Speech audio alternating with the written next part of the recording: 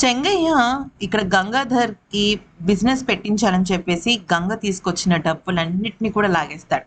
ఇక ఏం చేయలేని నిస్సహాయ స్థితి పరిస్థితిలో ఉంటాడు గంగాధర్. ఎందుకంటే అసలే తన మీద తనకి ఒక ఆత్మవిశ్వాసం పూర్తిగా పోయింది. చిన్నప్పటి నుంచి వేస్ట్ ఫెలో అంటుంటే ఎవరికి మాత్రం ఆత్మవిశ్వాసం ఉంటుంది చెప్పండి. అయితే తన ఆత్మవిశ్వాసాన్ని పెంచి తనకంటూ ఒక బంగారు భవిష్యత్తు ఇవ్వటం కోసం గంగ మాత్రం రంగంలోకి దిగింది. మామూలుగా కాదు. ఒక సూపర్ డూపర్ ప్లాన్‌తో. అదేంటి అంటే అమ్మవారికి డబ్బులిద్దామన్న డబ్బుల్ని ఒక 15,000 గంగాధర్‌కి ఇస్తుందనమాట. అయితే గంగాధర్ మాత్రం ఈ 15,000 ఏమొస్తాయి గంగా? ఏమీ రాలేవు. ఏమీ మొదలు పెట్టలేను అంటూ బాధపడుతుంటాడు.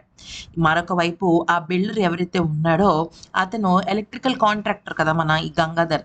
అయితే ఈ గంగాధర్ హ్యాండ్ ఇచ్చాడని పోలీస్ కేస్ ఫైల్ చేసుకోమని చెప్తాడు.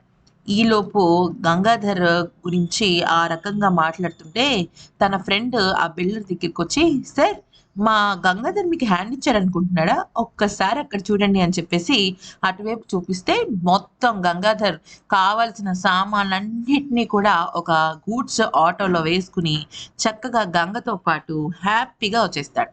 దాంతో అక్కడున్న బిల్డర్ షాక్ అయిపోతాడనమాట. అసలు ఒక్క మాటలో చెప్పాలి అంటే గంగాధర్ సూపర్ డూపర్ ట్విస్ట్ ఇస్తాడు.